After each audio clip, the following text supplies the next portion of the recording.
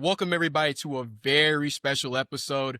A very long awaited collab. Came a lot quicker than I anticipated, but man who needs no introduction for a lot of my audience, but I will allow him to. The one and only OG Luke Thomas. What's up, guys? Thank you. Well, thank to you, sir. Thank you for having me. I appreciate it. And why would it take that long? I say yes to most interviews. I don't know, man. Look, I don't know. I still feel like I'm working my way up, but I really do appreciate you. So I know a lot of my audience is probably familiar with you, but for those who would not be, kind of give a quick synopsis if you can. Village idiot is probably the best way to describe it, but the more technical description would be sort of longtime member of the MMA/combat sports media community. Started off circa 2007. Have held just about every job you probably could in the industry, at least during the time in which I was in it, and currently have a YouTube audience. I do podcasts. One Morning Combat with my co-host Brian Campbell, who's another longtime journalist in the sport. And I'm not sure what else you want me to say. That's the technical description, but that's what I've been doing the last 20 years or so. It's crazy. I hate to I guess date you here, but you've pretty much been in the game almost as long as I've been alive. So that's kind Holy of fuck. How old are you? 23. Holy fuck. Dude, can I tell you something? Aging is weird. Like, they don't really tell you this. 23, right? Okay, so 23, 2003 for me, right? Oh, when you're maybe not 23, but by the time you get to 28, you're like, okay, this is just who I am. And you take certain, I'm being dead serious, certain cognitive factors for granted, certain health factors for granted, certain physical factors for granted, certain forms of social stability for granted. And then the thing about aging is that it's entirely sneaky, not to everyone around you, but to you. And so you can get to my place where you're like 46 and you're like, but I'm still, in my mind, I'm still 28. Like, you're so used to self-conceiving around that part of your life that it becomes hard to let go. And then you're like, oh, this guy was born while you were in college, you old bastard. And you're like, yeah, dude, the inexorable march of time is a difficult thing to adjust to, let me tell you. Yeah, no, you got me a little scared now. But I think the biggest reason why I point that out is because, so for me, I guess I would definitely classify being the more new media, and you're someone who has just been, I think veteran would almost be an understatement at this point. Oh, wait, that sounds crazy. No, that's cool. I don't mind. But, the funny part is about this, what's really interesting about this story is that it's true, like, relative to what you consider today, obviously. Like, people ask me, like, oh, how do you break into the MMA industry and on the media side? And I'm like, I don't really know, because the path that I had to follow literally doesn't even exist anymore. Like, you can't. My path was, I was just writing about it for fun on the internet, and then I forget exactly how I got hooked up. I did an interview with a local promoter. So I called the very first MMA fight ever, I called the very first pro MMA event ever in DC. That was May of 2007. And I interviewed the promoter of the show, and I was like, who are your commentators? And he didn't have any. And I've told the story before, like, I just like a jackass. I was like, oh, I could do it. Newsflash, I could not do it. I don't know why I said that. It was really unprofessional, actually, but I just fucking said it. I don't know why I did. I did. He gave me the job. And then I met a local person who was like a big radio celebrity here. He hooked me up with a radio job to do sports radio. And then it just kind of ballooned, on from there. Like, what?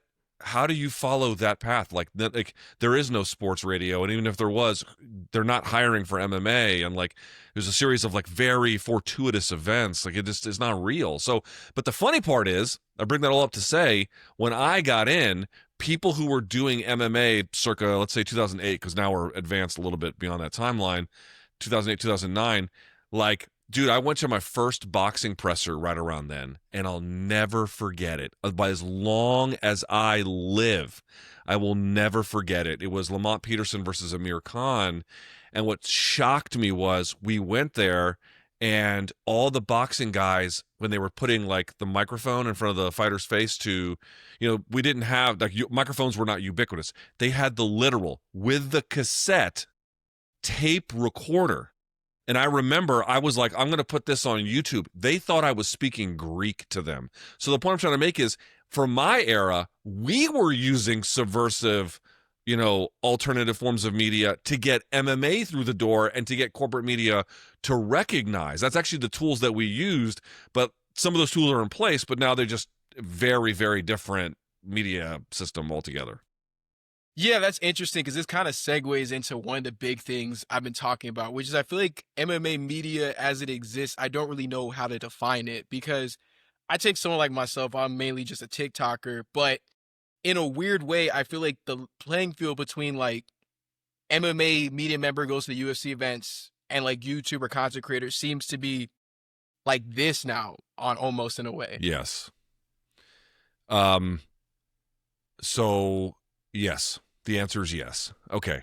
Couple reasons for that.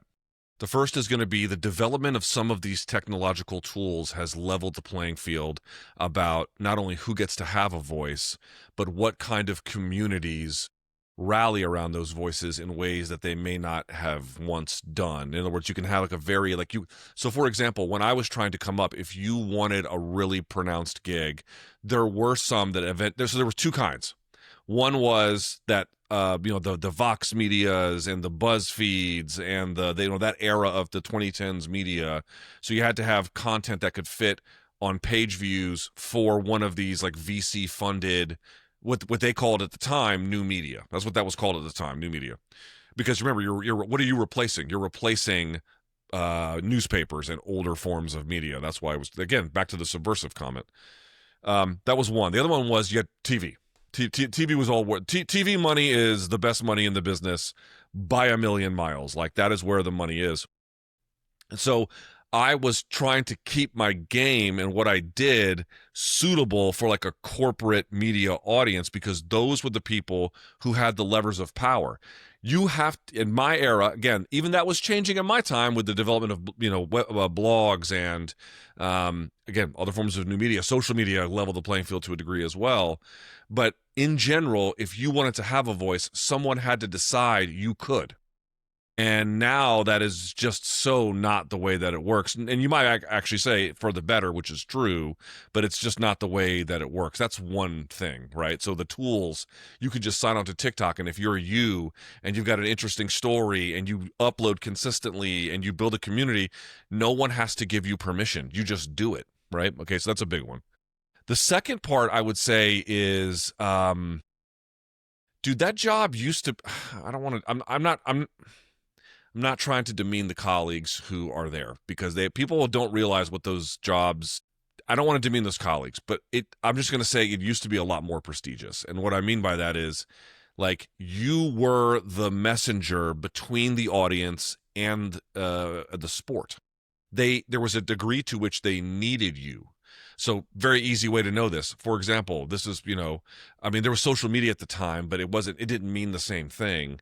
When Brock Lesnar fell out of the UFC because he had diverticulitis, I was on that call. So what they used to do was they would send an alert to everyone who was signed up, like the exclusive media, and they would be like, "Hey, we're gonna have a conference call. Sign in. You can record it. We have major news." And you would sign in, and then they were like, "Brock's out indefinitely. His guts tore apart, diverticulitis." You're like, "Holy fucking shit!" You're like, "What?" And then your job is to then go tell the audience, but like. They don't need you for that. Like that used to be a thing you needed, so they don't need you for that. And then the other part about it, like the sort of the prestige of it all is it's always been the case that if you wanted a corporate media job, and it's especially true that if you wanted a job in television, there's just, people can lie to themselves. But the reality is there is just a degree of editorial compromise that comes with it. Now, some of that can be very slight. Some of it can be a lot. It really just depends on the circumstance and the job and then who's providing it. But relative to how it is today, you used to even have a lot more editorial independence on TV. That has completely bifurcated.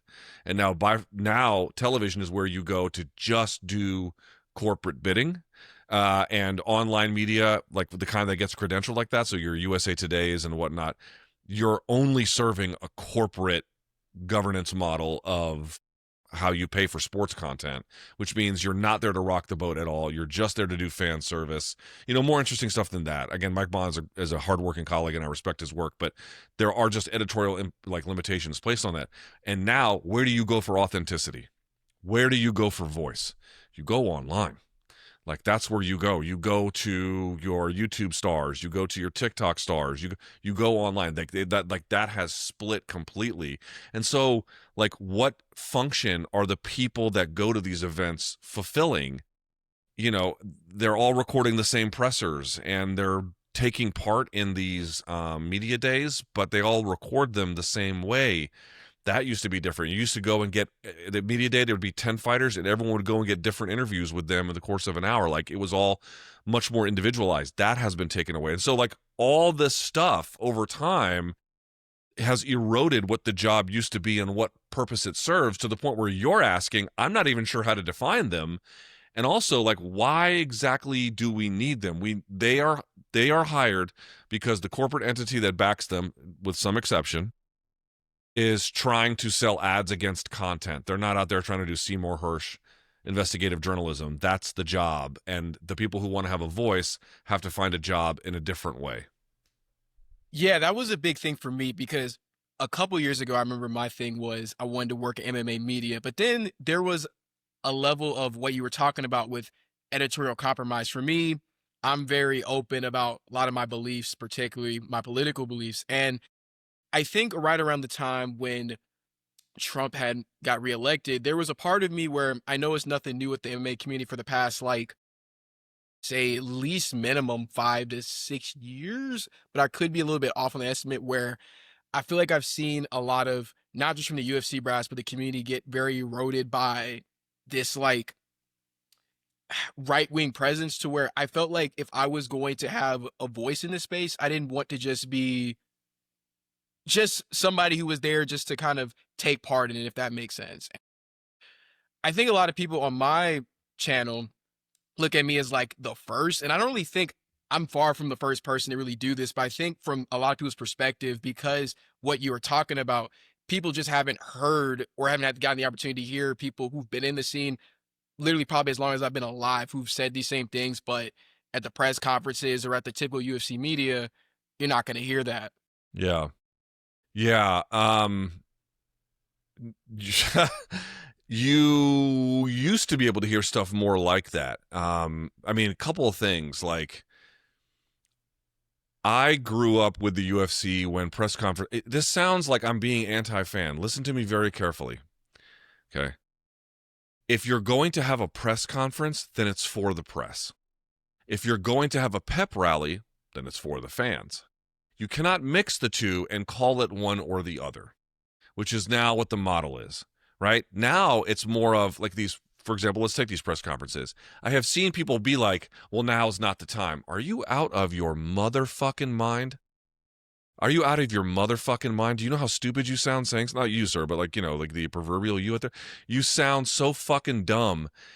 But this is the reality. They have changed what a press conference used to be into a fan event, and then they don't make media, but they certainly encourage media to perform jester roles of, guys, you heard him say that your mom is a big fat hoe? Oh, well, I mean, I gotta do, and it turns into Jerry, which is an old man reference at this point, but it turns into a fucking circus, right? Like, and they're asked that that's the role that they fulfill, is as part of this bigger machine that is from consumer to brand. It's a really weird thing. So I mean, getting back to the previous question, that's like part of what it is. But like, I think, you know, I guess this is the right place to have this conversation. This is not a conversation I'm able to have hardly anywhere in the space. Okay. I don't think it's a coincidence. Okay, so this is definitely not true in boxing. Obviously, it's completely not true in boxing. But in MMA, you know, I have definitely had African American colleagues who worked at the highest level. I had a friend who was a New York Times reporter who covered UFC for them. Emmanuel Morgan, like, great guy, like super bright. But like, I don't think it's coincidence, just given where the sport is ideologically, that we've never really had a sustained voice by even a black man or woman as an editorial voice in the sport. I don't think that's coincidence. I really don't. Listen, I'm telling you this independent of that. I'm telling you this as a white guy. Bro, there are consequences to the truth in this world. That's a hard lesson to learn. I didn't believe it wasn't really affecting me for long portions of my career, but that is that is not the case. And this goes for you. This goes for anybody in any industry watching this. I am warning you, if you're a young person in your 20s, I'm not trying to tell you not to do it or live your values, because I've done well for them. I mean, imperfectly, as any human can. I've tried to do that, and I speak out. I'm not known for someone who bites his tongue. I am warning you, there is a consequence to telling the truth in this world. This is not a world that prizes truth. This is a world that prizes order, and this is a world that prizes power structure. And if you in any way say something that gets in the way of that, be prepared. Yeah, I think that's definitely something that resonates with me. So it feels like yesterday when it happened. So I've been making content for probably like the past couple of years, but I didn't really see my page start to see an uptick right around where I started to be very more vocal about my left-leaning beliefs. Even though if you kind of read in between the lines, a lot of my stuff was very implicit. Like there'd be certain things you could tell, like, okay, yeah, I see where he stands, but I would never be explicit. But it got to a point where it wasn't even just the Trump thing, because I remember here's what's weird about this, and correct me if I'm wrong, because I remember back, didn't Trump come out for Masvidal versus Diaz? Yeah, I was there. Okay. Mm-hmm. And I remember him getting booed. Oh, you're right. Mm-hmm. Yeah. And here's the thing. If I say that now, people will swear that never happened. Right. Go ahead.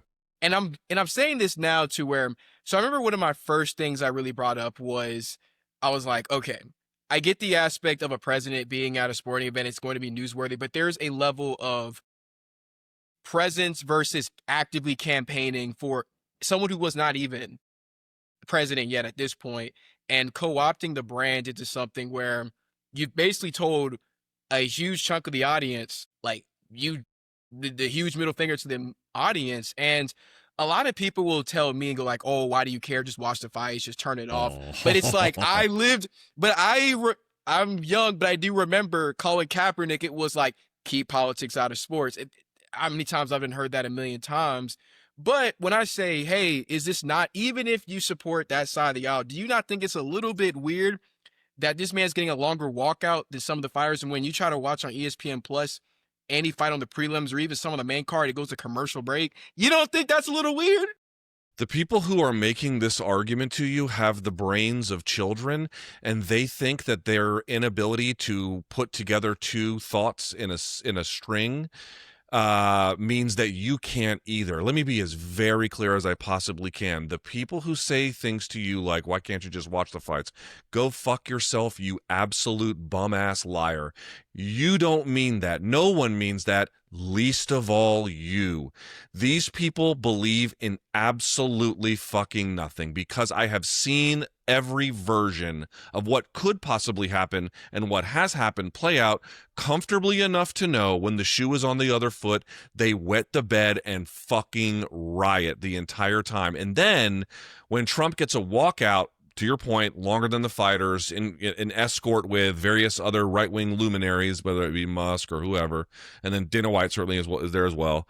And he gets, American badass music, and he gets to sit there, and then all of the fighters act in the most obscene levels of obsequiousness. They want you to pretend to not notice. Like, here's this deeply irregular thing that is kind of strange that is happening, that has particular partisan valence in ways that they refuse to appreciate. And then if you have the temerity to have functioning eyeballs and a brain that works on basic mammalian terms, you're the problem here. Go fuck yourself to anybody who makes that kind of an argument. It's disingenuous. They don't even believe it. And it's so obvious. It's so obvious that it is a problem. Dude, just think about all of the baggage. I mean, it's not to say that they're okay, just on a purely cost-benefit analysis, are there potential benefits to working with the president, promoting him, blah, blah, blah? Yes, of course, right? I mean, we can recognize that there could be any number of different positives that come from that. However, there are just a series of enormous cons as well. In what other context, other than in highly partisan ideological terms, would they ever accept that kind of baggage in any other scenario? And the answer is they avoid it assiduously. What the fuck are you talking about? Dude, there's a reality that we kind of do have to face as fight fans, and it's something that I can appreciate, which is that it is probably true that MMA has always been right wing. I think that the best available evidence says that. Now, it never really was, it wasn't measured, it wasn't well known, and certainly it wasn't a part of anyone's public identity. But you bring up that night in, was it 249, whichever one it was, when it was Yeah. Diaz Masvidal? I was there, and to your point, it wasn't nothing but booze. There were some cheers at that time, too. There was a ton of booze. I mean, just obvious booze, right? Arguable amount of booze. But then he goes back and he spins the block and he comes back at 309, right? And that's when when Jones fought Stipe, and it's nothing but rapturous applause. And I had people being like, "Oh, this is, this is because New York City just came around on him." He made some gains in New York City, but he was still, from a polling standpoint, he was underwater there too. Like, that's not, like, he was upside down. That was not real.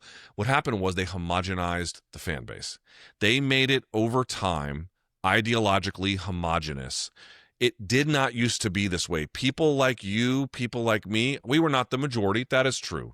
But there was way more of us then than now. And I have gotten letter after letter, email after email, DM after DM, comment after comment, statement after statement from people I know, friends, particularly my ones who are African American and particularly the ones who are women, who have said to me, "I can't fucking watch this shit anymore. I can't watch it. I can't do it. I can't be a part of it. It's too much." And then these people that being like, "Why can't you just watch?" Dude, fuck you, you child who cannot, who I just don't notice anything. Yeah, that's because you can't see anything.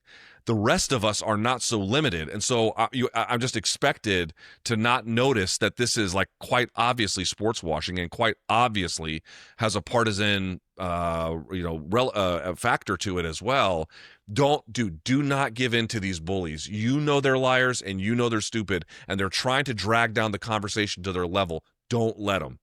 Nah, for sure. And to your point about a lot of people who have reached out to you saying, "I can't watch anymore." I've had that same thing a lot in my inbox, and I've had people actually reach out to me and say, "Well, you're like the first person I've even see speak out about any of these things." They would be somebody from the trans community, LGBT community, women, any person in the minority community, especially one community that I feel like where people really, I feel like it's an invisible aspect, is the Muslim and Arab community. They have reached out to me plenty of times being like, "Yeah, like, I think it's pretty weird how," again, I'm not gonna name specific names per se, but there is a level of Islamophobia that I feel like that is pretty Of just course. casual. And it's almost so casual that people, when you even bring it up, people go like, "What are you talking about? I don't like," and it's almost a bit strange because particularly this does end up with fighters from like the Caucasus region. So like from Dagestan, Chechnya. So people will always kind of bring it back and say, "Well, they're like technically like white, so there's no aspect to it." But I'm like, no, Dude. there's a level to it that I think either people are just being disingenuous about, or they just don't realize the bias is there, which I don't really give faith to the latter because I think a lot of people just do not care. But the main point that I'm really trying to hone in on is that I feel as if, right, there is a level of homogeneity that you're talking about where I'm still trying to figure out how we got here. Because I understand the UFC has co-opted a lot, not even a lot, pretty much the Trump MAGA mindset to a T.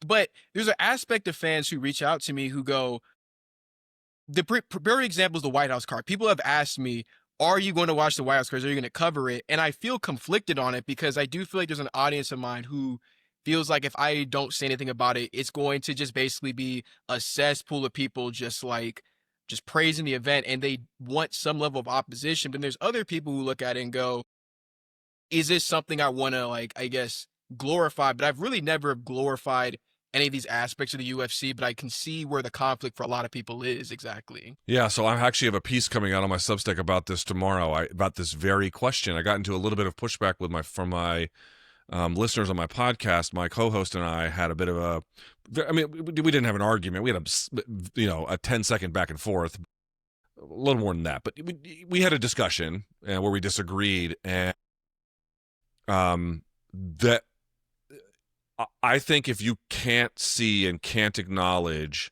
the deeply and outrageously partisan reality of the UFC White House, there's only two reasons for that. One is because you're also highly partisan, and it just seems like it just, second nature to you. You can't recognize that for what it is, which on some level I cannot forgive, but I can understand. And then the other one is, this is the only group I give a pass to, and you know this as well. Fight fans are weird enough where there are definitely a subsection of them that are genuinely apolitical. Like, Yeah. they just don't care. They just want to see fights. And they're not even necessarily disagreeing with you that this is a problem, but they're fight fans and they care about fights and they don't care about anything else. I'll give them a pass because I actually do think that their motivation is pure and their request is simple, which is we just want great fights. Like, okay, all right, fine. But let me just give, like, again, this is one of the situations where it's like they're making this like purpose. I live in Washington, D.C. I'm from Washington, D.C. I've lived here almost all my life. They are making a grand spectacle on purpose and then think your ability to ask questions about it should stop at the end of a press release about what's cool about it. It's like my brain doesn't work that way. Like, having questions about the significance of this and why we're doing it and what the relationship is, these are natural questions that any reasonably curious person would have. But here's how you know. I could make any number of claims about, like, if they're doing this for Trump at a UFC event, imagine what the glazing is going to be in his backyard. I could say that. I could say things like, they're going to have events all week. I mean, am I really to believe there's not going to be magnification and glorification of the Christy Noems and the Cash Patels, or at a bare minimum the agencies? Are they going to do ICE or military recruiting at these events? Like, I don't know the answer to that, but I suspect that not every answer that we get is going to be a comfortable one. But here's how you know I don't even need to go to any of that. Or this one. It's about, magnifying and glorifying Independence Day. It's like, imagine if I told you you couldn't do that at this event. Would the event still go off? Yes, of course it could. It's utterly immaterial and irrelevant, except in one consideration, which is the only way in which you need to tell the audience that this is about promoting Independence Day is not because you need it to make the event work. You don't have any events directly related to it at all. There is no relationship, except as a story to launder why you're doing it in the first place. Oh, this is really about a grand high ideal of Independence Day, reverence, right? That we're dressing this event up. We're valorizing this event in reverence. Understand what this event is. Can you appreciate it on the terms of having a great fight card? Yes, of course you can. And I expect fight fans will, one way or the other. But, and I'm not telling people not to watch. I think I have to watch just due to my job, right? Like, I have to just observe what's happening around me. But dude, this is so fucking stupid. Listen to me. Why is this event taking place? Like, this is a very basic question. Why are they doing it? Well, you could say Trump is a fight fan, and that's true. That actually is true. There's many things you could say about Trump, but he is a fight fan. But that, like, he just shows up to fights before, like, he doesn't need to have it in this big grandiose way. Like, why are they doing that? And the answer is quite obviously, dude, this is political repayment for the UFC helping him to get elected, whether it is in the EPA, and what they roll back and who they nominate, whether it's ambassadorships, whether it's foreign policy in terms of what Miriam Adelson has given him. Trump is famous for turning political donors into political actors in his administration, and or very carefully giving them full reign and free bidding, like letting them write legislation, letting them have like absolute due reign rather than being some kind. I mean, of course, all administrations have revolving doors, but like, it's especially noteworthy. The UFC was instrumental in getting him elected by doing these, essentially, when he was not even a president, former, but still a candidate. They were parading him as a candidate, and he got them elected. This is a political repayment thing. So when people say, oh, this is about Independence Day reverence, this is about Trump's a fight fan, this is about, I don't know, whatever the fuck they want to make it about, it's quite obviously a lie. It's not true. It's political repayment. So it's the core of what it is political. Asking me not to know this, I'm sorry. I'm sorry. I cannot. I can acknowledge that it'll probably. I mean, we don't know who's going to fight, but I'm guessing it's going to be a really good card. I'm not in any way denying that, or the UFC putting into effort, or it's going to be a grand spectacle. I'm not denying those things, but I'm simply saying the conversation doesn't stop there. In fact, the conversation really ramps up after that, and asking people to not have eyes and the ability to reason. That doesn't sound to me like a very reasonable ask. Yeah, and I think this kind of goes into a bigger point that I've had, and to take this on an individual level. So this is a question I've been asked, and I've kind of posed this question, but I've never really had been able to have a conversation with someone I feel like that has a way longer perspective on this than I have. Is it possible, first, before we talk about the UFC, let's just be real. The UFC, MMA as a sport, is full of some pretty terrible people, some pretty bad individuals. I think that's probably underselling it, but and this can go from like just bigoted to beliefs to people who are actually like doing the worst of worst crimes and are still in the UFC somehow. But is there a level of separating the art from the artist? Because, for example, I've made a little mini series about John Jones plenty of times, and I mean, it got a lot of people got so mad at me for that. They called me a race traitor for just bringing up things that John Jones just literally did. But there's an aspect of people who say, I get what he did, like that all happened, but I just want to watch him fight. I just like to enjoy him fight. And I guess for me, my take on it is more, I think there's a level of almost, if you want to stay sane, I almost sometimes purposely don't even want to know what some of these guys or girls think, because then I almost I hear about it, then I go like, oh, I can't really root for you.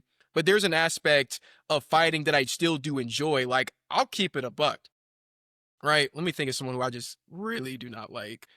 Uh, Maybe let's take somebody like John, for example. I do not, there is a spectacle when John Jones fights that I can't ignore. There is an aspect of seeing potentially one of the greatest of all time whenever he's in an octagon, even in this state right now where he's been out for a little bit of while and he's been having the whole debacle with Tom Aspinall. I can't sit here and lie and say that there's not something about watching him fight, but I could never bring myself to root for him. Yeah. So I guess my thing is, where do you go about separating the art from the artist when it comes to fighters individually? It's a good question. The only answer, there isn't one answer. People think there's one answer. There isn't. The answer for some is going to be, I cannot reconcile these things, and so I will not watch. Another answer is going to be, I can reconcile these things. I don't care. I'm going to watch. So there's every kind of space in between. You have to find what is comfortable for you, what is, ethical for you, what you can live with, and what feels right. And, you should interrogate why something feels right or doesn't, and not just give into it. Like, you should really try to be thoughtful about it. But that cannot give you like, oh, this works for me. It may not work for you. In part, like, one reason that, like, I do this for a living. I have a kid. I have bills to pay. Like, I have a certain level of consideration that I mean, obviously that's going to affect my decision making on what I do. On the other hand, it has profoundly changed the way that I cover the sport. Profoundly. Dude, it is so weird right now. I cannot tell you how abnormal this is. It's impossible to explain, but like, you have to understand this. I know I've been like long-winded, but I'll keep this brief, which is MMA's story to the public now is similar, but very different. Before, when it was really succeeding, so Ultimate Fighter hits in 2005, and then we're off to the races.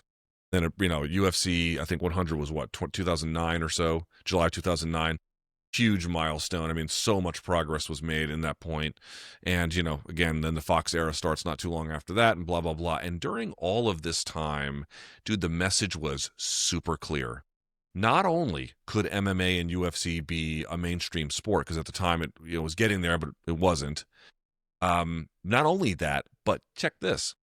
If you're tall, this sport is for you. If you're short, white, black, rich, poor, old, young, grandma, grandpa, grandkid, doesn't matter. Straight, gay, doesn't matter. We are a big tent sport, and this is a sport for everybody, and we can prove it to you. We can prove that you'll like it. And of course, there was many people who never did, but that message of this big tent, we want everybody here, and we're going to prove skeptics wrong. We're going to get it legalized in all 50 states, because at the time it wasn't. Like, that was the message. And when that's the message, think about what it means downstream for them to act that way.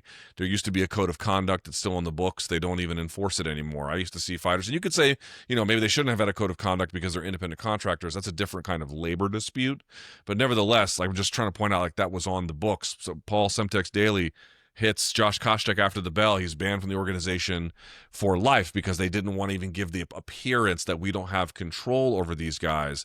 And, Yoel Romero says crazy stuff. And Dana's like, no one wants to hear politics at these shows. And they used to have a very strong relationship with former Democratic Senator from Nevada, Harry Reid. And there's comments about, look it up, during, I think, 2014, Dana White met, at the time, Vice President Biden and had nice things to say about him. This is a true fact. Like, they had a big tent approach. They would make shirts for Pride Month that said "We are all fighters" and all the pride, the pride colors of the flag. They took that off the UFC store. But like, I'm trying to explain to folks, imagine going from that to this, which is now, here's the deal, gang. We don't care if some of you leave. In fact, we're completely cool with it. And in fact, we're not going to do really anything to try and hang on here to this coalitional audience that we have made. We're just going to drill down on this homogenized right-wing audience because it's smaller, but we like them better, and they might be long-term more loyal as customers or brand representatives. That is the journey.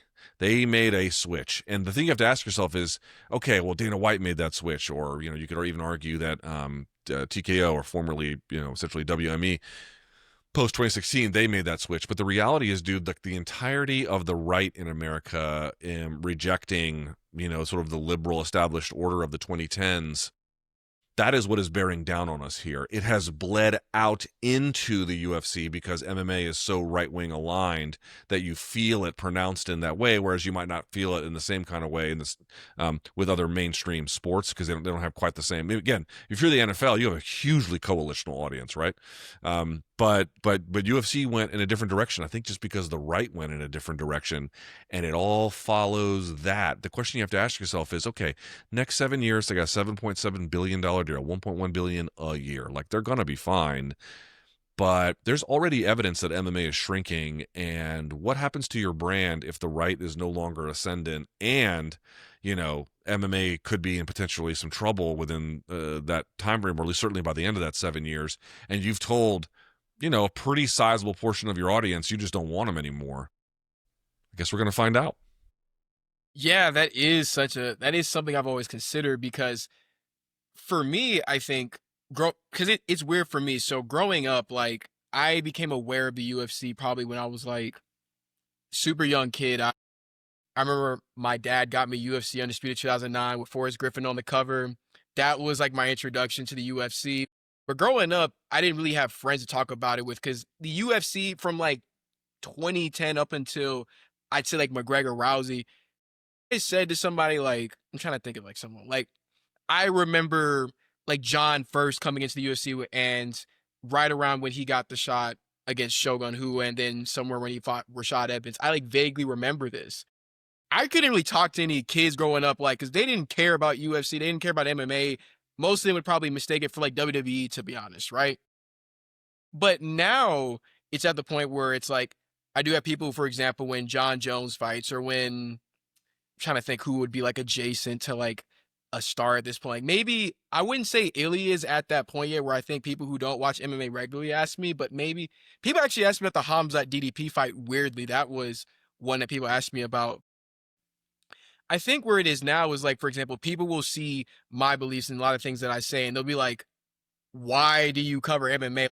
What, like to put it bluntly, what is a black guy who is very leftist, who is just very pro these things? Like, how do you align yourself with, like, is there a level of like switches you have to turn off? And I would argue there's no switch I have to turn off. It's more, I acknowledge these things, but I kind of like to see myself as more of a resistant voice rather than someone who's just going to be like, I'm going to let them have it. Cause I just felt like outside of you and a very select few of people, there just wasn't a lot of people I feel like who were saying something similar. So that's kind of where I feel like I came in around a year ago, where I said, I feel like if no one's gonna say some of these things, especially on my platform TikTok, then I'm gonna be the one to say it. But I do kind of think there is an aspect of fans though where, for example, there's some fighters, again, on an individual level. I remember I talked about Mighty Mouse in a post where I said Mighty Mouse is one of my favorite fighters, and people brought up, well, Mighty Mouse said X, Y, and Z, and I thought, oh, those are valid things to bring up, but it feels weird because I don't want to lower the bar on a humanity level, because these people are capable adults at the end of the day. not necessarily politicians, but they are people at the end of the day. There's almost a level of just like, to put it bluntly, we can't have anything, man. Like Yeah. I'll think a fighter is cool, and then like all of a sudden they grab the mic and they're saying like 10 homophobic slurs, and I'm like, oh, all right, Yeah, bro. yeah. So it's kind of getting back to what you think like before, like how do you separate the art from the artist, and like how do you cover that? And the answer for me, to because it leads into this one, is it, as I mentioned, it has like dramatically altered the way in which I cover the sport. I mean, I definitely, I just love prize fighting, and so like it's not hard for me to watch fights of. I mean, again, you know this, like a real fight fan will watch. Yeah, they'll prioritize the nice stuff and they'll know what it is, but they'll watch just about anything because they just love fights. They just that's what it is, and it sounds like that's what you have, and certainly is what I've had for most of my life. Um, but I part of what okay, so part of MMA media used to be. I mean, consider this, right? Getting back to the conversation, when they were trying to get states that were not MMA is not regulated at the federal level, just at the state level. So like Texas regulates MMA and Montana, but the federal government doesn't.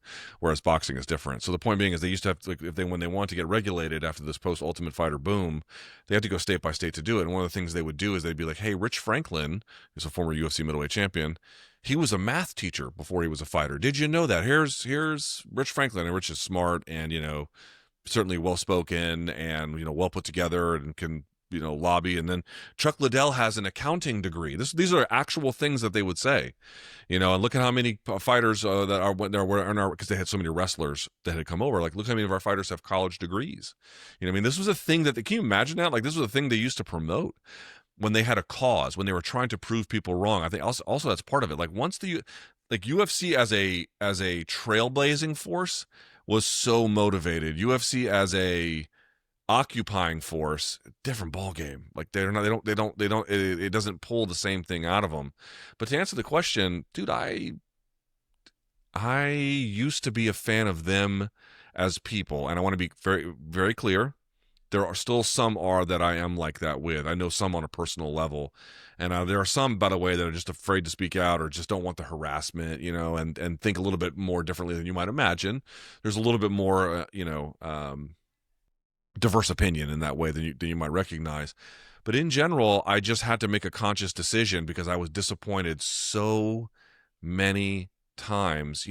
I rarely do interviews. I do some. I haven't like stopped. I definitely do some, but I've dialed it way back, and I really fixate on the fights themselves, the styles, what happened, the previews, some of the broader considerations as well. But like, a lot of fans, they have this, like this, and I had it too. I completely understand it. This like level of adoration of them as a person. But dude, you just get your heart broken so many times, you just can't do that the way you do before. And I have pulled the adoration with, again, some exception along the way, for sure. Like, let me just tell you straight up, like, people like Dustin Poirier are good people. Like, that's a good person. You can trust that he is a good person. Max Holloway is a good person. I think part of the reason, like, I like that fight, but also I was bummed out by it, is like, those are two of the gentlemen of the fight game competing against one another at a time when most fighters aren't concerned with being gentlemen at all. And that used to be much more common. They used to be much more common. So the point I'm trying to make to you is about this. You're trying to like figure out like how you navigate this. You have to find the lines relevant to your life, but don't compromise who you are. If the shit feels wrong, the shit is wrong, and you should listen to yourself. And, I don't know what that will mean for you, but follow that. Yeah, no, 1000%. And I think the biggest thing though, what you touched on with Max and Dustin, is there is just a level with them where it is just so uncommon. I feel like after the McGregor era, for me, my perspective where I could really understand what was going on, I guess, with the UFC landscape probably starts around the McGregor era, because when like Jones at first came in, I was still relatively young, so I don't really have much perspective on that front. But there is just a level, and I think this honestly extends not just to the fighters, but I think to even the new media aspect. I feel like there's a level of just, to put this in layman's terms, like there's like a rage bait, like Mm-hmm. overload. For example, if I go on MMA Twitter, I'm not calling it X. I just can't call it X. if I scroll like 2 tweets, I see someone like, let's say insert fighter just lost a fight. Was this fighter ever really that good? And it's like, Dude, you know what? The reality is that's a thing that's been happening forever. yeah, that is true. Like even my era, they'd be like, so like for example, when I started working, I didn't go full time till 2011, but I was like, I was hustling since, let's say 2007, give or take, a little bit before that, but like certainly that. And at the time they were like, how good is Frank Shamrock? How good was he really? And then GSP comes around, and I see people like motherfucker. I watched all his fights. I was there for the majority of John Jones's fights in person. Interviewed the guy, a dozen times. I've interviewed his coaches 24 times. Like I've seen it, and GSP, and then they'll go back later and be like, well, how good were they? This is just an inevitable cycle of new fans getting a taste of it and thinking that they're sommeliers. You know what I mean? It's like, brother, this was the wine flight. You know what I mean? You're not who you think you are. And then after, over time, when you can really begin to appreciate context, the viewpoints open up. But in fairness, not that I wish to heap fairness on Twitter, but in fairness to them, that is an eternal debate. I have seen it for literally, I'm not exaggerating, decades, Yeah, no, that's definitely a fair point. I guess for me, from my audience, for example, I'll say things like, generally my top 5 looks something along the lines of like Jones, Mighty Mouse, GSP, Silva, and then usually I think I've been floating around with Aldo, Volk, somewhere in that lines, right? People will look at me and go, Silva, Mighty Mouse, you got to get them out there. They fought nobodies. And they'll say like, they'll basically say title defenses don't matter because it was easy to get them back then. Like the divisions weren't what they were. And for me, the perspective is kind of weird with the whole title defense thing, because the whole thing now for a lot of the newer fans is resume, which I get the aspect of who you beat and how you beat them. But the problem is I look at a guy like Mighty Mouse, where for a lot of Mighty Mouse's opponents, in order for them to have the legacy where flyweight had just been established when they transitioned over to the UFC back when 125 didn't even exist. These guys were fighting at 135 at WEC. Realistically, who is the guys that Mighty Mouse would have to beat unless they beat him, right? I almost feel as if for some of the older fighters, if Mighty Mouse would have just lost to Benavidez or lost to Cejudo or Dotson one time or another, and then he would have beat them afterwards, then it was like, oh, he beat a former champion, he beat those guys, where I'm just like, I feel like you can just watch Mighty Mouse and see, like, he's pretty good, bro. Like, these arguments, when they say things like that, these are, again, it's just, I'm not saying my era of having editors or producers or program directors deciding who had to have a voice is better, but at least you kept out a lot of the riffraff. You know what I mean? Yeah. The reality is, if you see someone's resume and you're like, oh, well, all he fought is bums, but then like it's some UFC fighter with like an insanely long win streak, what that means is that they were ahead of their time.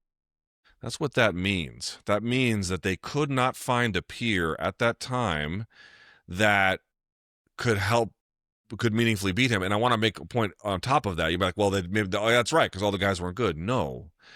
When Mighty Mouse was around, he was, and Silva is probably the best example of this. GSP is an example of this too, but in a different way, in a little more of a conventional way.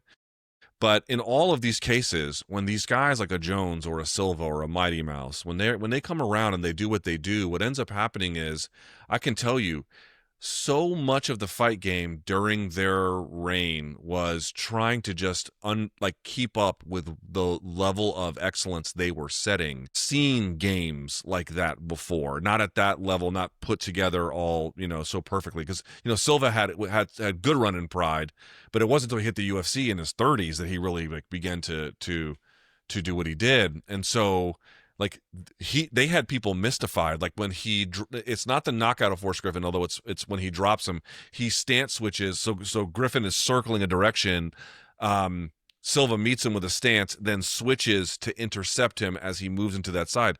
Let me explain this to you something. He was one of the first guys in MMA to do that, setting new standards of excellence. So the question is, could he fight off the wrestling of Hamzat?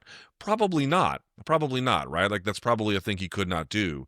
But failing to understand why they succeeded and what effect they do. When those guys come around, when a Mighty Mouse comes around, or a Jones, Silva, again, pick who you want, they changed the game.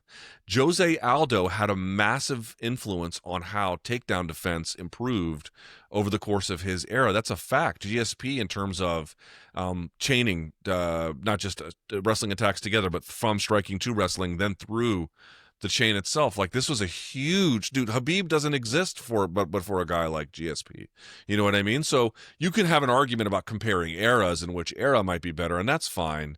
But saying things like he didn't beat anyone, motherfucker, he beat Mighty Mouse, John Dodson, twice.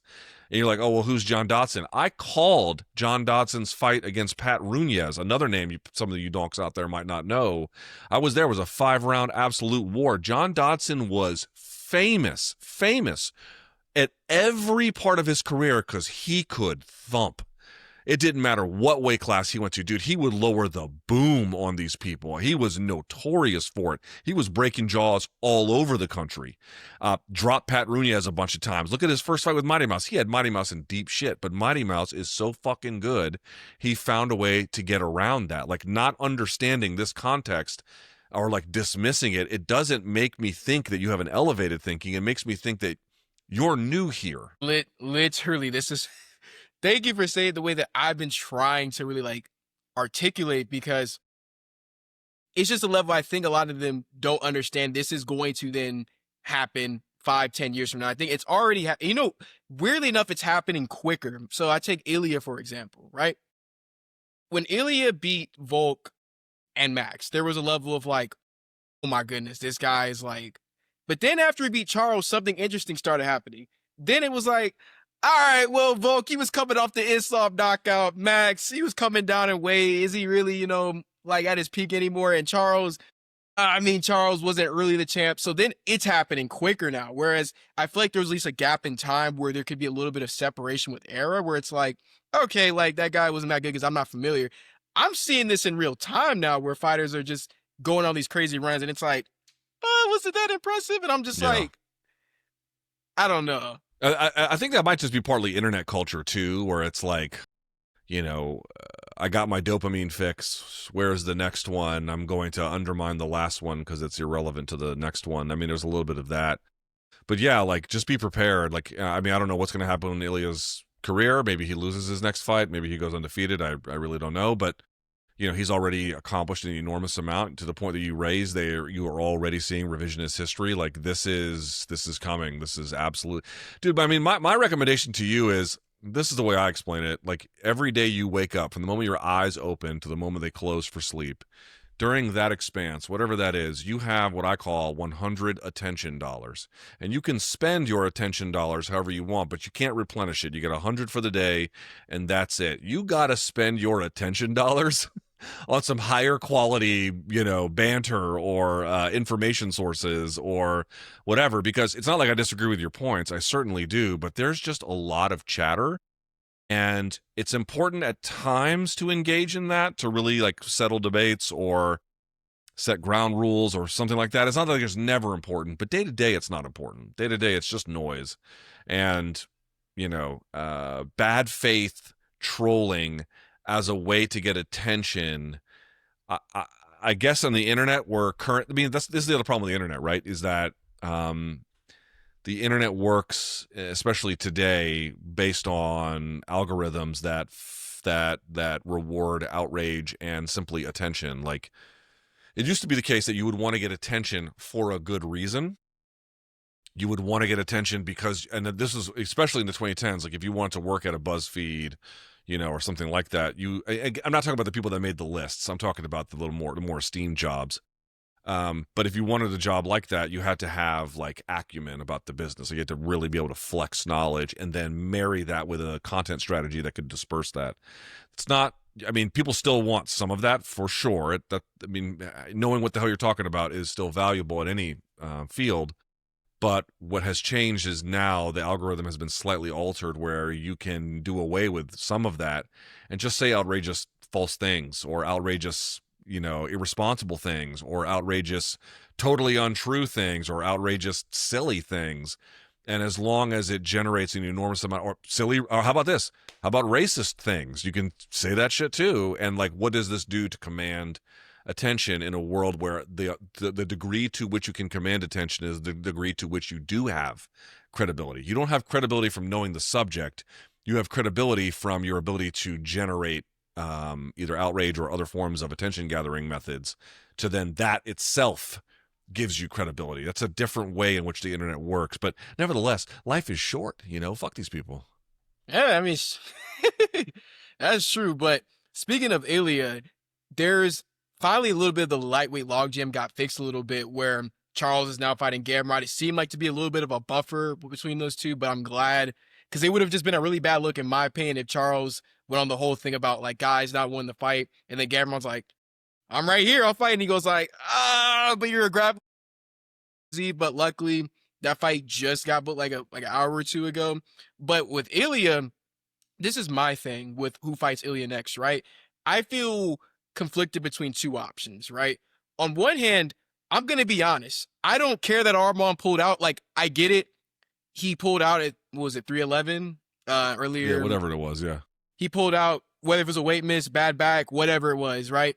There's an aspect of me that doesn't really care about that and trying to hold it over his head and saying, oh, he can't fight for the title, because I've literally seen this scenario played out in different ways where fighters got events ruined and then it didn't really affect their livelihood going into the next fight. And it's just the most intriguing fight to me, because the other option for me is Gaethje, because I don't really want to see Paddy. Wait, you want to see Topuria versus Gaethje? No, I want to see Topuria versus Arman, but there's an aspect of me where I want to see it, but how realistic is it that the UFC even makes that fight if Arman isn't fighting in between? Yeah, it's not realistic for the time. I mean, okay, let me back up. So I share your opinion. To me, the most intriguing fight you can make in all of MMA is Ilya versus Islam at 55, right?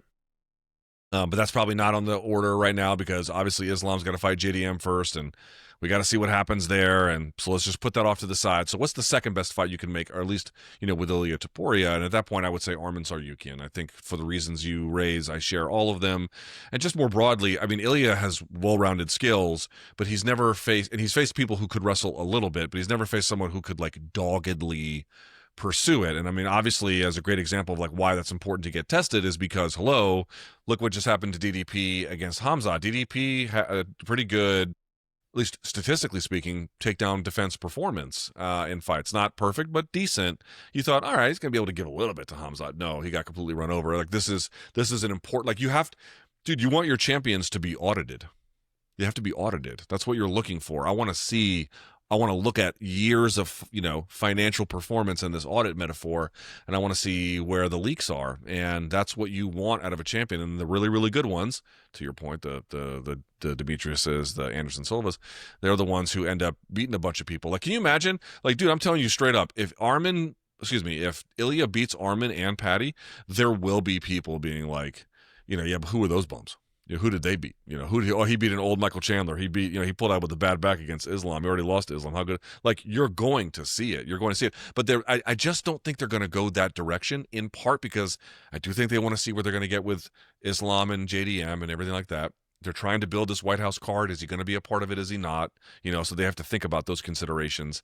And the reality is, dude, like, it's not the biggest fight. And to your point, I have on good authority, Ilya's a big star for sure in Europe and obviously Spain and Georgia too. I mean, he's an enormous star there. But stateside, I don't think he's quite broken through yet. As a fighter, yes. As a promotional star, no. He has not broken through yet. I think they're going to want to aid that effort as long as they can. And dude, you know as well as I do, the Paddy fight is not like, that's not the fight that, he's not the number one contender in my view, but brother, like that's going to do well at the box office. And I just think that's going to be a motivating factor here. Yeah, I think that's the aspect, right? Because I thought they were going that direction where Paddy comes in the cage. I thought like, okay, well, this is next. And then Dana's like, oh, I didn't ask for him to be in there. I don't know why he ended up in there, which seems weird because how does Bilal not get recognized by security, but then Paddy can somehow come in without your whatever. That's a whole different point. But I don't know. There's an aspect for me where, for one, I'm going to just be blunt. I don't see Paddy as Ilya's competitive. Like, I think Paddy gets killed in like 2 minutes. I'm going to be, I'm not intrigued by the fight from a fight standpoint, but from a promotional standpoint, I get it. But I don't know. There's an aspect though where certain fights have been made where there's an obvious guy that's just looming. And I feel like you set some of these guys up for failure. I think Alex Pereira. Magomed had just been sitting here for a long time. Whether if it was his fault or Alex's fault, I don't really know. But once Alex faced Magomed and he lost, then there's going into the rematch, it feels like there's almost, I haven't heard anything. Like I posted, asked people like, why do I feel like there's like crickets with this fight? And people are like, well, Alex, he was basically avoiding Magomed, and once he fought him, we're not interested. And I'm thinking, does that same thing happen with Ilya where, let's say you put him up against Patty, okay, cool. And then let's say he faces like an Islam or an Arman, and then it looks something like DDP and Hamzat, then people go, all right, I'm cool off of Ilya now. That's kind of the thing I think about with some of these champions where it's cool to build them up. I mean, Alex, had he beat Magomed, oh my goodness, they would have given him whatever he wanted. But now it's like for a lot of fans, they're just like, he's fighting, I mean, in about a couple of weeks, but they're just, and that seems weird to say where he was the UFC essentially for the past 2 years. And now it's just like, he's fighting Magomed, you know. I will be honest, like the turn that fans made away from Poatan surprised me a little bit. Because what you're describing is certainly real. I've seen it, you've seen it, I've felt it, you felt it. Like you know what I'm talking about. Like he was like the guy, everything was Shama, blah blah blah. And then he didn't even get his ass kicked necessarily against Ankalaev. He just kind of looked lesser than. Maybe he shouldn't have taken the fight. Obviously, there was some reporting he might have been injured at that time. Contract dispute with UFC, getting a little bit older. And then they just were like, forgot about him in a way that you could not have fathomed 6 months prior to that. It's like really quite insane, you know? I remember having arguments with people who was the fighter of the year in 2024, and everyone kept making this... They kept making this argument that, you know, well, he's got 3 wins in 2024 and Ilya's got 2. I'm like, right. Ilya blew the brains out of Volkanovski and Max, 2 pound-for-pound guys. One was a former champ, but, you know, essentially both of them, you know, championship quality guys. You know, like, what the fuck are we talking? 2 of the best featherweights to ever do it. Like, what are we talking about? You know, like, that's not, I mean, Poatan beat some good guys, but, you know, I have respect for Khalil Roundtree, but he's not on Volkanovski's level. Like, what are we talking about here? And you're like, oh, well, then it gets to the point where he came in on short notice. I'm like, dude, they weren't walking out of that octagon, you know, with their hand raised. I mean, it's just, you know, they could have lost in the first round. They could have lost in the first minute. They could have lost in the third. They were going to lose. Like, you're not beating Ilya. He's the guy. Anyway, the point I'm trying to make is there were like, I had these vociferous debates about that in 2024. And then they just turn, I don't, if I could be honest with you, I'm not sure I've ever seen something like that before. Like a quick, like it was, you know, it's the Toy Story meme. Like, I don't want to play with you anymore. It's a little, I'm surprised at that. But I will say this: if they do end up making Ilya and Patty, even though, again, I share your reasoning, it's not the fight I want to see like first. It will do well at the box office. It will be a promotional effort for Ilya, and Ilya, you know, I mean, you can't rely on it 100%, but he's a show closer. I mean, you know, the judges don't get a lot of work with him. They get some, not much. And I think he would send Patty's jaw into the third row. And so that kind of viral moment would be like, dude, the UFC needs stars, and that would be good for UFC. And I think that they know that. Yeah, I think it's just there's this conflict with me where it's like I understand the box office aspect, there's the promotion aspect. I mean, the UFC has drawn their line in the sand with the entertainment taking priority a long time ago, but I don't know. It's kind of just the thing where I feel like the problem is now with lightweight, and this even goes for some divisions where I feel like guys, and I don't know, I don't really want to put the blame on the fighters. I feel like a lot of the time the UFC is telling like 1 million people you're getting a title shot next if you win. And then it's like, oh, okay, I don't know if you're actually getting it. Because for me at featherweight, I think it's got to be Lerone. I think Lerone is not only the guy to fight Volk, I think he's the guy to retire Volk. I think he's knocking out Volk round 3 or 4.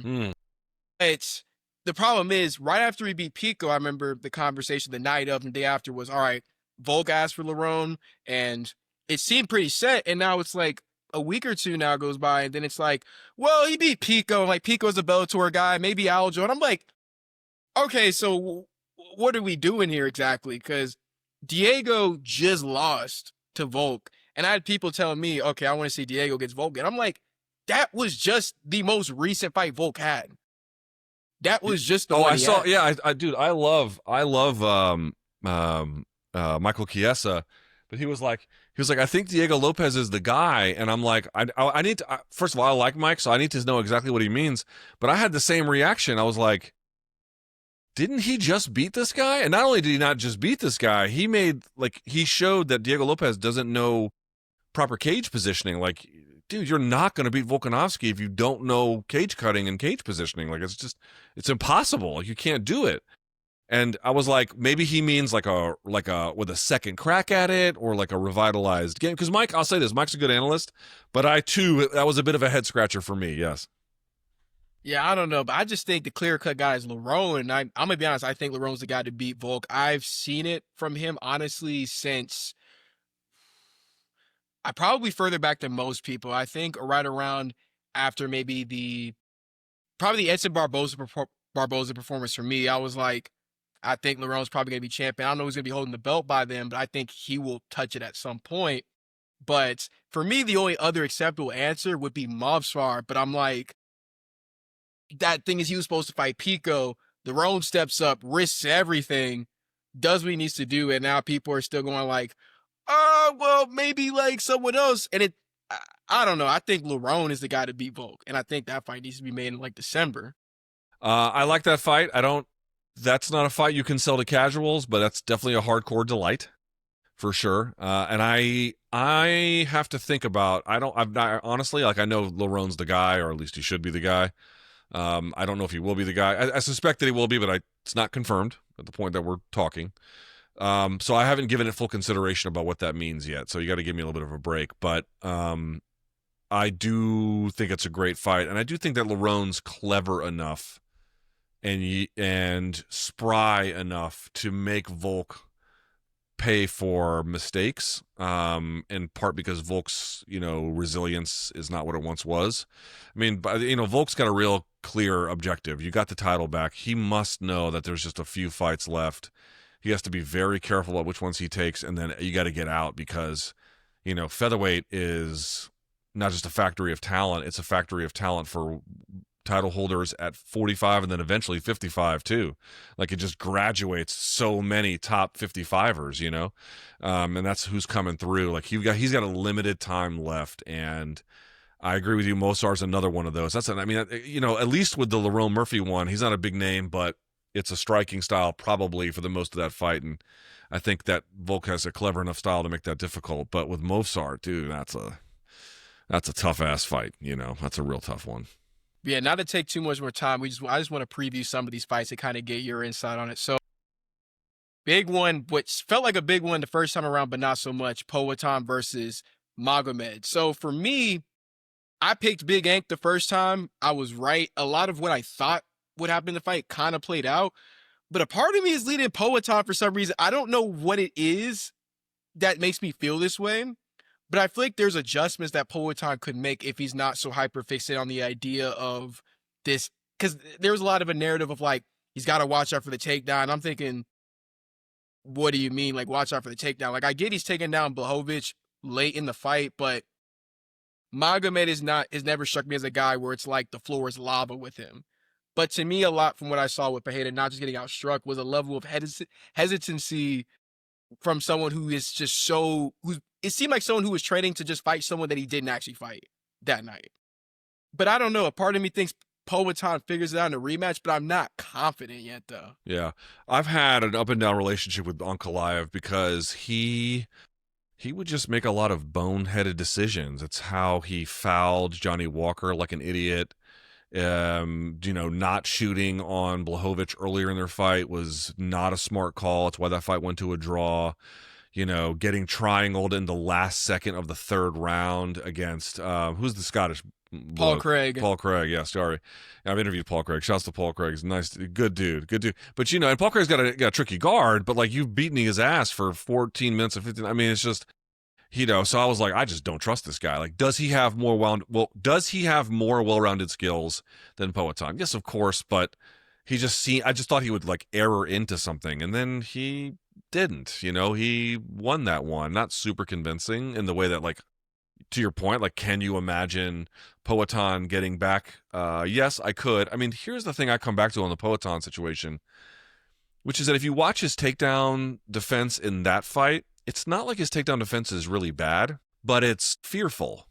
Yeah. Like, he's obviously, if someone makes a grip on you or underhooks you, you can't just let him do that. You have to react, and you have to react quickly and forcefully. And he would do that, but he would kind of like react in such a way where he's like driving an underhook and he's getting bicep control or whatever he's looking for. And then he's like holding on for dear life and then not transitioning the attack more calmly to its next logical phase. And partly what that led to was he could not get his back off the fence with enough time to get back to work. Now, there's other reasons that Ankalaev made it difficult for him, but, that was a really big part of it. And I just think, I agree that it would be very silly to look at this fight and say, like, oh, there's so much gap. It's like, like between Hamzat and DDP, there is quite a bit of skill differential, right? It's enormous, in fact. It's not really like that. It's not really like that. It's just something you have to keep in mind is it does happen, but typically once you get separated from the UFC belt, you don't get it back. Some people get it back. Volk gets it back. Shevchenko got it back. Couture got it back. Penn got it years later in a different weight class. It happens.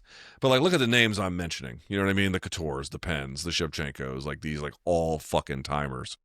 Is Ankalaev that? Is Poatan that? I don't know. So it's within the margin of error. And because of that, it's a live dog. It's just like, to your point, do I have a ton of confidence that he'll get it? No, I wouldn't say I have a ton.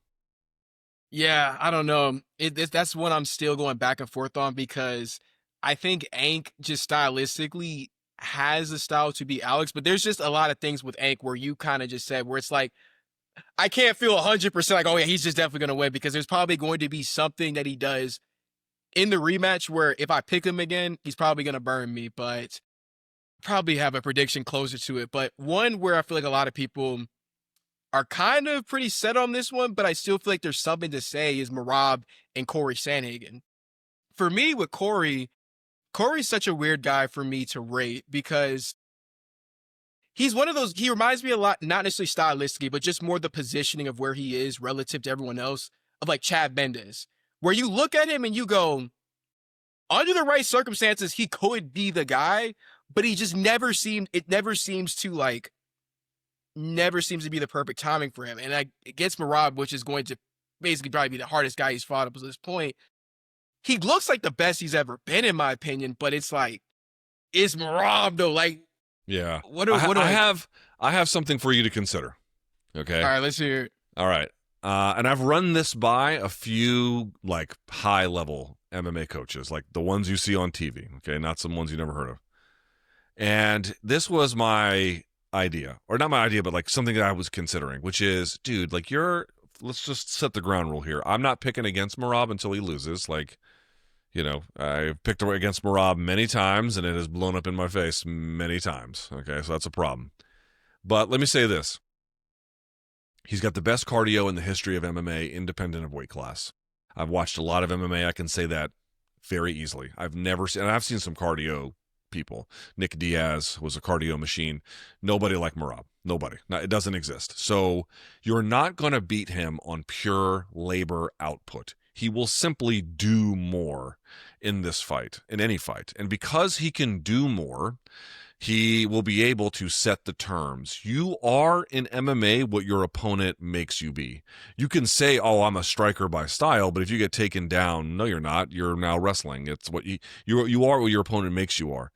Merab has that ability, not every minute of every round, but over the course of time. That's a big reason why he wins, is because he just makes you be what he wants you to be in that particular moment.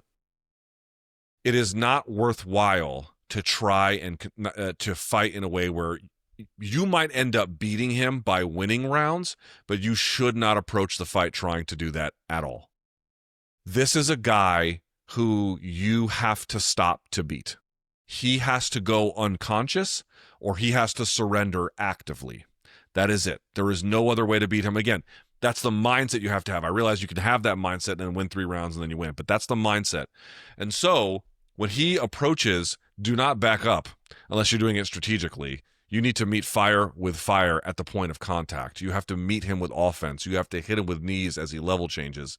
You have to really not be worried about being taken down, because the reality is he's going to take you down eventually, and probably quicker than you might imagine, and then the whole offense starts. Well, I'm talking about that part in a second. Greet him at the point of contact with fire. Okay, that's the first thing I'm going to say. The second part, on the ground, is this. A lot of these guys try to do two things. They try to play guard, and they try to wrestle up. Those are the two. They try to build hip height or head height. They try to stand and then get off the fence. This takes too long against him. This takes too long. What did I say about him previously? He likes to set the terms of the exchanges and the fight more broadly. You have to take that away from him. You have to do what you saw Corey do, for example, against Figueiredo, which is, I'm inverting, I'm going backside 50-50, I'm going to set the terms underneath with leg entanglements. I'm going to be the one that inverts first, because the way you win a scramble is you initiate it, the person has to follow. So you invert first, you hit backside 50-50, you make him either escape or you break his fucking ankle. Either way, you put him on your terms, because you are constantly going for finishes. You are constantly going for, on the feet, the kinds of combination work and devastating singular shots, which we know Corey Sandhagen is capable of. That's the approach you have to take to him. And to be clear about this, to wrap this all up in this long-winded explanation, I'm not even sure this would win. And I'm not sure that this would work. What I am going to say is, anybody who has a game plan against Merab where they're going to try and win rounds by conserving energy and I'm going to stuff his takedowns, bitch, unless your name is Umar, I might give a wave or two on this one. But unless you're Umar, no, it's not going to happen. You need to set the terms. He needs to be disciplined on his forward pressure on the feet. He needs to know he will pay for it if he tries to do that. He needs, on the ground, to be threatened with position by you initiating the scramble or the attack. That is the chore. And I think, honestly, Corey Sandhagen, with the right game plan, can do those things. He has said, you have to knock this guy out. You have to stop him. You cannot beat him by decision. I'm not picking against Merab, but I am saying I think he's got the right idea. Yeah, I think you touched on it perfectly with the 50-50 position. I mean, Corey's collab with Ryan Hall, I think, was probably the best move he could have made with his career. I don't know how long he's been training with Hall, but especially seeing his ability to scramble and that increased ability. Because I remember when he fought Aljo, there was a level where I was like, because I thought, to me, that was the real title fight. Not, I think, who was it that was fighting like right after? Was it like Jan and Aldo? But to me, I was like, Aljo and Corey, I think these are the two best guys right now. And time has passed by and things have changed. But Corey, I think, has the mindset. He has the game planning. But can you implement it? I don't know. It's one of those things where Umar got so close, but I just feel like Merab is playing by a different set of rules than everybody else. So I think until proven otherwise, I can't pick against Merab. And I think that kind of ties into the Islam versus JDM fight for me, because these are two guys that I said I wouldn't pick against going forward. And now they're here. I feel like I can't in good faith ever say I'm picking against Islam, because he hasn't given me a reason to. But JDM, though, like, I don't know, man. Like, he's tricky. He's a switch hitter. He's got some of the best scrambling ability. I mean, Craig Jones, got to give props to him from what he's been able to develop with just Volk, JDM. I mean, the reputation was that Australians couldn't grapple or whatever, and now it's like, it seems to be flipped on its head. But I don't know, because JDM to me feels weird, because not that long ago, the radar for JDM being in a title fight seemed a bit like further than it actually was, because he was booked against Leon, and then things changed, and now he fought Bilal. And the fight before was Gilbert, and then before that was Kevin Holland. So it almost seems like JDM kind of he was like a speed run, like now he's fighting Islam. It's like, how do we get here? But I just don't know how to even gauge this fight. I feel like this is actually the harder fight for Islam than Ilya, to be honest. But with JDM, the caution for me is beating Bilal, super impressive. Being a Gilbert Burns, even at that stage in his career, still super impressive. But a lot of JDM for me was more just going off what he was doing, but not really the opposition he was fighting. He still fought some pretty good guys like Randy Brown. Definitely, I think it's an underrated win of his. But when you're talking about Islam, though, it's like it's not even just the X's and O's. It's just like the aspect of you're taking on the final boss essentially, and is JDM built for that? And I want to believe that he is, but with Islam though, it's like the aspect. I'm not comparing JDM to DDP because I think they are worlds apart in grappling ability, especially defensively. But there hasn't been a submission threat. I think in the sense I know there's Gilbert, but I don't think Gilbert has the same top presence as a guy like Islam or the same finishing ability as Islam, even though he's got world-class jiu-jitsu. I just don't know, man. Like, Yeah. I feel like I draw a blank with this fight. Yeah, I'm not too far apart. I hard to know how Islam's going to carry the weight at 70. That's a big factor, even if nothing else is, what that's going to mean. JDM, to your point, kind of snuck up on me too, and but then again, to your point, again, we don't disagree on much.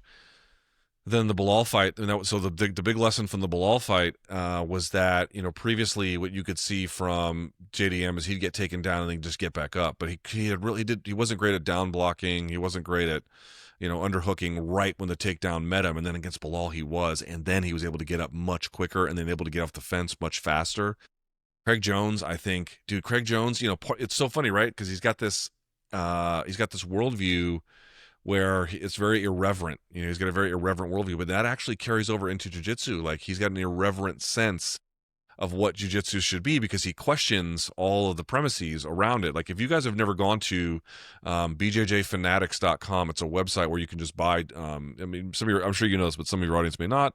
You can just go buy basically seminars, basically like tutorials on very specific things not always very specific, but typically specific things in the fight game. So, working on your jab and wrestle ups and, the half guard manual and stuff like that. And Craig's got a bunch of tutorials, some on takedown defense, some on getting up, but he's got one on pinning as well and how to avoid pinning, because jiu-jitsu, you'll notice, like, the conventional wisdom was you go from guard to half guard to side to mount, and then that or the back, and that was the way you progressed. And he's like, you can have people inside, but you haven't pinned them. There's some pinning you can do there, but you have to think, how do I hold this person down? And then if you're being held down, how do I resist these things?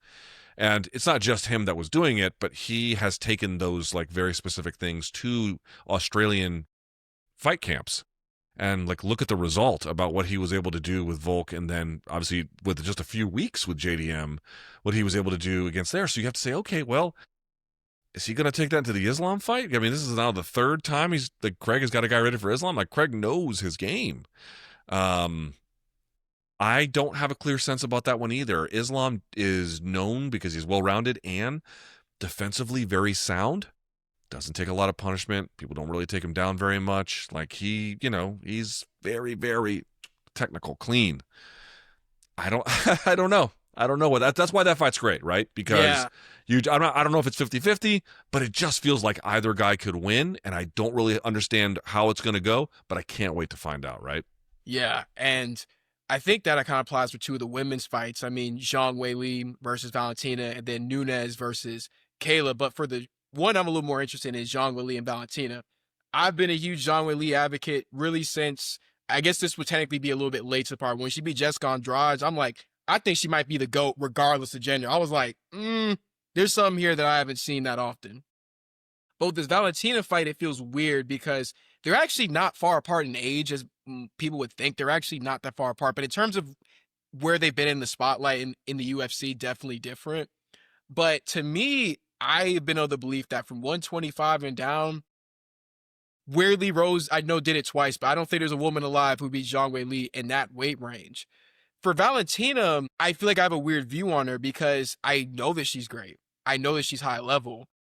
But the past few performances, even in the wins, I feel like I don't know who to compare this to, but there's an aspect of just like, something's not there the way I used to see it like 4 years ago. Yeah, she's old. Yeah, like she's old. She's old, you know? And she's doing the same thing that St. Pierre did, where your game kind of slowly becomes more wrestling based. in terms of just, how aggregate takedowns and top control. And that was the reason why, dude, takedowns and top control is why she won the Grasso trilogy. That's the truth of it. That's how she won it. And it's not always pretty, but it is very effective. There's precedent for elite fighters as they get older to do that kind of a thing. It minimizes, I mean, there's still obviously an enormous amount of risk, but it minimizes risk. It puts you on very favorable terms, blah, blah, blah. I mean, there's a lot of value to it. She's physical for the weight class. Her timing is great. Like, you can understand why all those things are there. But, the same dynamic force that was, giving Amanda Nunes in their first fight everything she could handle and then some the longer that fight went. Like, yes, that person is not there anymore. So the question you have to ask yourself is, I'm sure that there will be some striking on the feet with Zhang Weili. And in fact, if Zhang Weili can stop the takedown, there's going to be a lot of striking on the feet. And then it's still kind of interesting because she's the smaller person, quicker, still heavy-handed, but the smaller person for sure, how that's going to play out. But if she can't, she's going to be ridden, essentially. That's what's going to happen. Like, that is clearly going to be the offensive priority for Shevchenko. That's an interesting one because Zhang Weili is not a spring chicken either. She's a little bit longer in the tooth. So that, it's not like you've got someone at 28 or something, or, smacking them of the prime, let's say 30 or whatever. But it's, dude, the women's game, it needs it. Like, it's genuinely not sexist at all to say the women's game is struggling right now. And I don't know if this is the shot in the arm, because like anything, any fight can be bad. It could be a bad fight. You don't know. But it feels like if we put these two together, I don't know. It doesn't change the world, but a little shot in the arm, right? Potentially, yeah. And that's kind of how I feel with the Nunes Harrison fight, because here's my thing. I think skill set wise, I think Nunes beats Harrison like 7 times out of 10. But for the future of the women's division, that's like bleak, because if Nunes can be gone for, how long has she been gone for, like 2-3 years? Something like that. And then she just comes back in and Kayla looks like this, I know not unstoppable for us because she lost to Pacheco, but PFL, but that's not something a lot of people are even paying attention to like that, if I'm going to be blunt.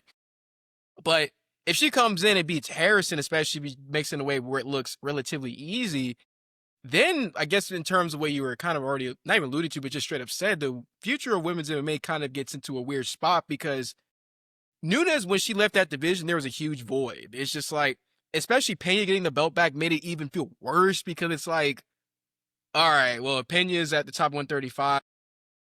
No diss to Pena, probably a nice lady, I swear, but like, just calling a spade here. But if Nunes comes in and beats Kayla relatively easy, then what? Yeah, then I don't know. Yeah. I mean, but the counter to that is Kayla doesn't have many fights left. Yeah, that's the issue too. Neither of them have. Because if Kayla beats Nunes, So yes, it would be bad if Kayla goes in there and gets wrecked, and you're like, Jesus, like she was gone all this time, then just comes back and wrecks the incumbent. Yes, that would be bad. However, dude, that might be Kayla's last fight anyway. You know what I mean? That's like, true. Dude, that weight class is, that weight cut, I have it on good authority that weight cut is hell on earth. I don't even want to see it at 135. I want to see it at 145. Exactly. I like, exactly. What's the point? Yeah, what's the point? Brother, I hate to do this to you. I have plugged in my computer. You remember, I have to switch everything over. It's gonna die even though it's plugged in. I've got, how much time do I have left? Got 9% battery left. We are on borrowed time. I am so sorry about this, but I don't know what to do. No, it's all good. So I guess the last thing I'll wrap it up with is just, I normally don't do this, but look at this. It won't charge. It's charging. It's just not helping. Yeah. Anyway. Yeah. No, it's all good. I guess to briefly get into like the Jandiroba Dern fight, that one to me is weird because it's like, that's the problem. I feel like when a dominant champion just leaves, it's like the incumbent title fight is just like Jandiroba, maybe. Yeah. The way that the fight game is supposed to work, and this is true in boxing as well. I mean, it doesn't often or always work this way, I should say, but this is the way it's supposed to go. The way it's supposed to go is that there is a champion that the public recognizes, that everyone knows, it's whoever it is, and that a contender moves through the queue, gets the title shot, and takes it from them. That is how order is created and how star power is transferred from one fighter to another. And in fact, it sounds so simple, and this was something I didn't understand when I first got into the business. Once you understand how important star power is and then who has it at what levels, every decision that every MMA promoter makes after that point completely tracks. Like, you'll never be confused again, like, once you really understand that. But it could take a little bit of a learning curve to get there. What the fuck was I talking about? My brain just short-circuited. We were talking about the Janji Oh, Robert fight. yeah. So for example, Anderson Silva taking the belt from Rich Franklin, big deal. John Jones taking the belt from Shogun, big deal. George St. Pierre taking the belt from Matt Hughes, big deal. Like, these are the things where some established name is there and someone goes in there and snatches that shit. And if you don't have that, there's no transfer of any of. I mean, it's not like Zhang Weili was a huge star, but John Jones, for better or for worse, is, and that, I guess we'll see what happens at the White House card. But up to this point, they didn't fight. There's people like, well, who can Tom fight to make up the difference? Nobody. Even if there were other contenders that were stars, that wouldn't necessarily do it. Like, that particular matchup, contender taking the belt from the champion. This is actually healthy for the division and healthy for the sport. Now, to that point, can you always do that? No. And the point you raise is Zhang Weili bumps up. Okay, we're all excited because she's going to fight Shevchenko. True. But then it leaves this void where you're like, well, neither of you beat the champ. So why am I supposed to give a fuck about either of you? And we know the answer is they're still good and it's a rematch and blah, blah, blah. But this is, I think, one of the big problems with MMA today. There are so many people just leaving their titles, either for a division or whatever, retiring, you name it, and they're not allowing a contender to feast off of their, star power to take it from them. And as a consequence, no one can build up a name. And I don't know who that's good for, but it ain't us.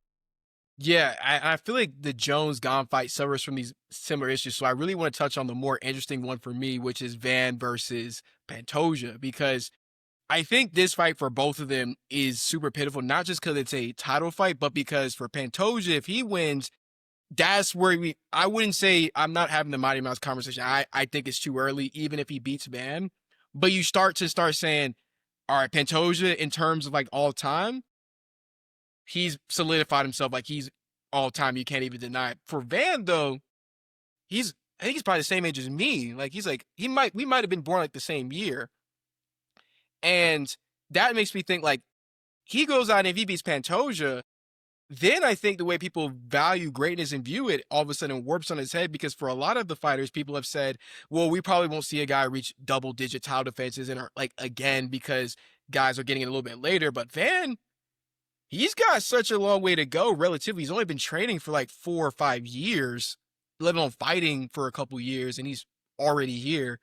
So that's the one where I'm like, my conventional wisdom says Pantoja, but Van seems to, since the Charles Johnson loss, which, by the way, how good is Energy?